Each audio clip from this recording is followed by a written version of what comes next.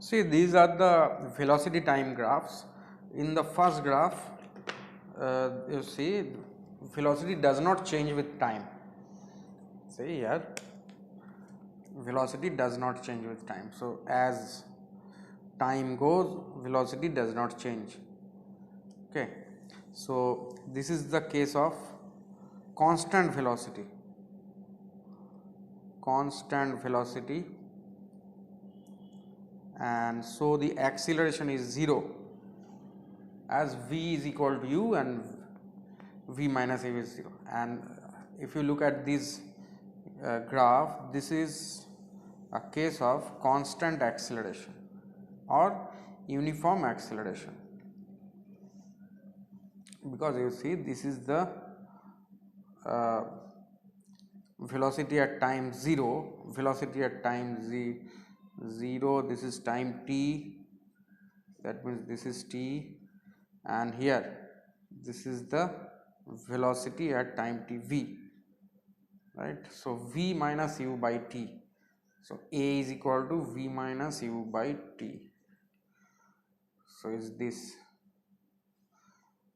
side by this side, this is v minus u, this is v minus u, and this is t, right.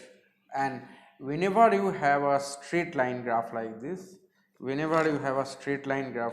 know the acceleration is constant. I will just show you by one other graph. Suppose this t and v, if you have a straight line. So suppose you are calculating the acceleration in this time interval. So suppose this time interval happens to be t, let's say v1, so this velocity is v1 and this velocity is v2. Okay, suppose you take like this, this is time t1 and this is time t2, and time measured from this. Here the stopwatch is said to be 0. Here the stopwatch says time 0, so that is t2 minus t1, this gap is t2 minus t1. So in the interval t1 to t2, the acceleration is v2 minus v1 by time interval t2 minus t1. So v2 minus v1 is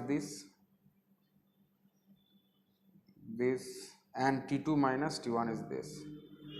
Say in a different time interval you consider calculating acceleration. Say in a random time interval this, the change in velocity will be this, right.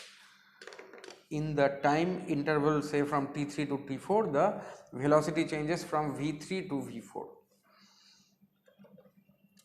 Okay. Suppose this is time t3, this is time t4, and this is velocity v3 and that's velocity v4. Okay, now see this is v4 minus v3 and this gap is t4 minus t3. So in interval t3 to t4, the acceleration is this. So you know, if this curve is if this is a straight line, then these triangles are similar triangles. So this angle is theta, this angle is theta. So in similar triangles, you know, the ratio of the corresponding sides are constant. So this side divided by this side, this ratio is same as this side divided by this side, because these two triangles are similar triangles. You know, this angle is theta, these two are right angle triangle. Okay. Now,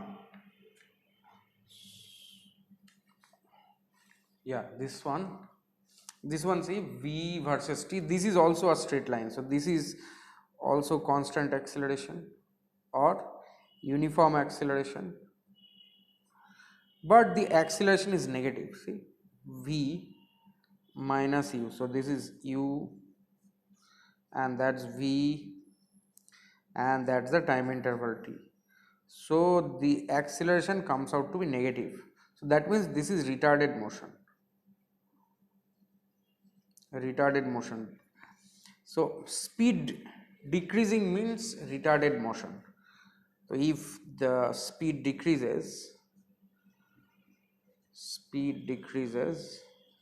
then it is retarded.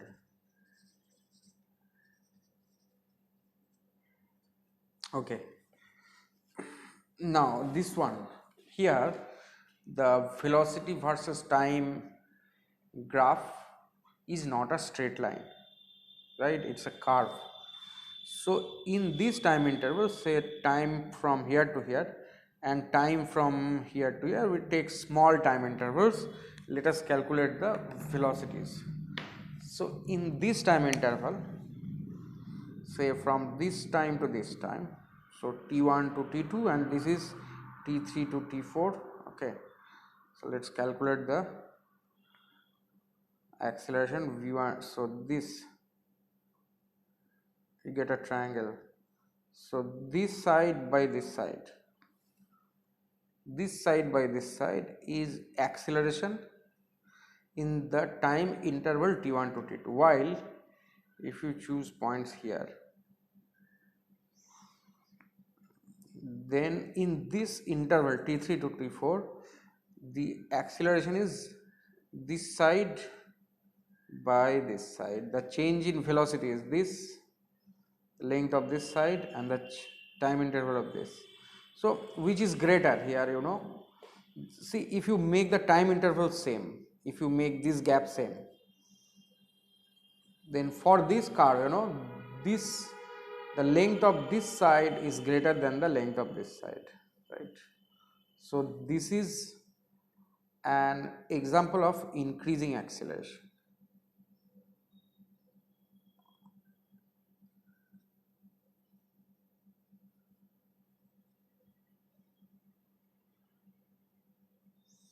Increasing acceleration. Hope you followed this one, right? Now, if the velocity time graph is for constant velocities, this one, say from 0 to t, now this area under the curve is Vt. V multiplied by t is the displacement, or as the direction doesn't change, it is same as distance also in this case. Okay. Now the displacement, so you know this v remains constant, whatever u and v are same, and this is the time interval t. So v multiplied by t is this rectangle area. So displacement is area under Vt curve. Now for this type of situation, here also from 0 to t, that means this interval t, this is u, this is v. So here also the displacement is the area under Vt curve. Now that is quite convincing, because you know displacement is velocity into time if velocity does not change. But how come this also be same, right? How come this hold? Displacement is area under Vt curve. Now we can think like that, this velocity is changing, so if it's same like this, now you can have small steps, you can think of small steps in place of the straight line. Smaller the steps, more accurate it is. So this straight line is approximated by these small steps. So you can think like that, that the velocity changes in small in this small interval, just the interval same as the time of blinking of an eye. So these all velocities you can consider as constant. There is very less harm if you choose these very small intervals. So these all areas.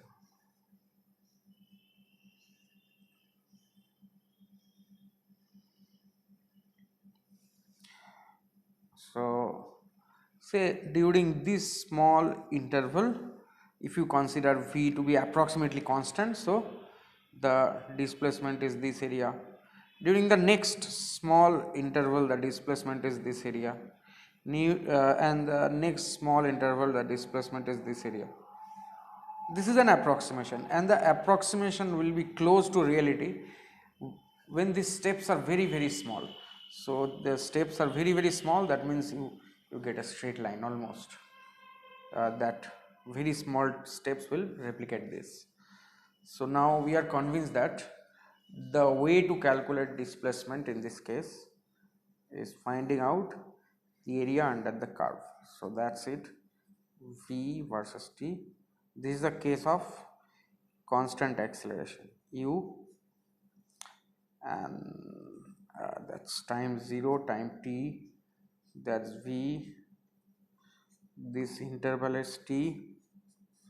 Okay, so this is the area of the trapezium, and area of the trapezium, if you don't know the formula of that, you can split it up into rectangle and triangle, that's good enough. So the total displacement is how much? This rectangle area is u multiplied by t, that is u multiplied by t, and this triangle is half base into height. What's the height? V equal to u plus at, remember that, v equal to u plus at. So this little gap, so that's u already, so this will be 80. Okay, this one. So you know ut plus half at square. So s, the formula of displacement in the case of uniform acceleration, ut plus half at square for uniform acceleration, and that is what we have in our syllabus, uniform acceleration motion.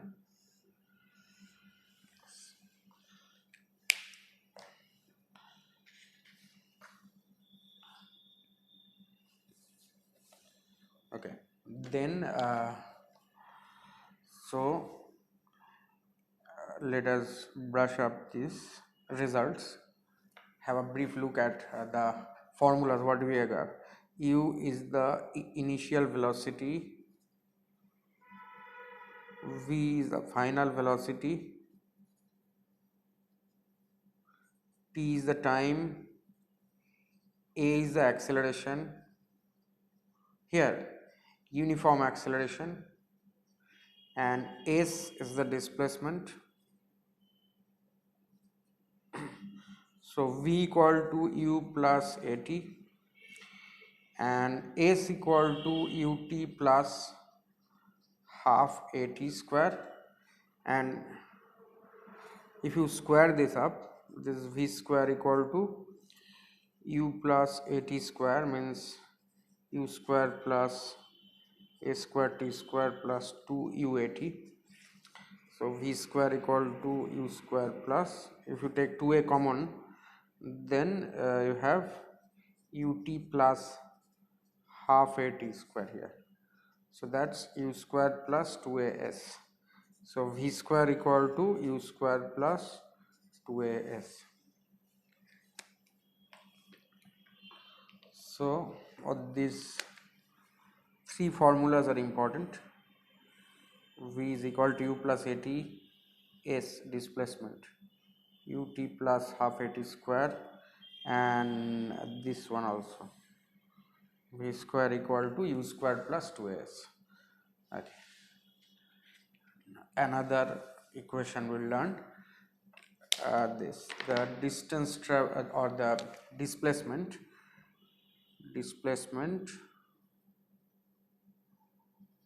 during nth second of motion, during nth second of motion. So nth second, so what is the first second? First second is time interval t equal to 0 to t equal to 1. Second interval is t equal to 1 to t equal to 2. So in this way the nth second is t equal to n minus 1 to t equal to n second. So displacement during the nth second is displacement during n seconds minus displacement during n minus 1 second. So here u t in place of t will substitute n plus half a n square minus u n minus 1 plus half a n minus 1 square. So there you get u plus half a, if you simplify that you get 2n minus 1.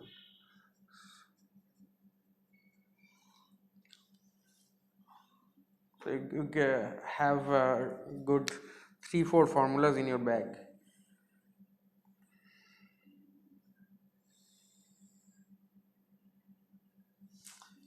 So in our next lecture we will solve some problems or solve many problems based on these equations.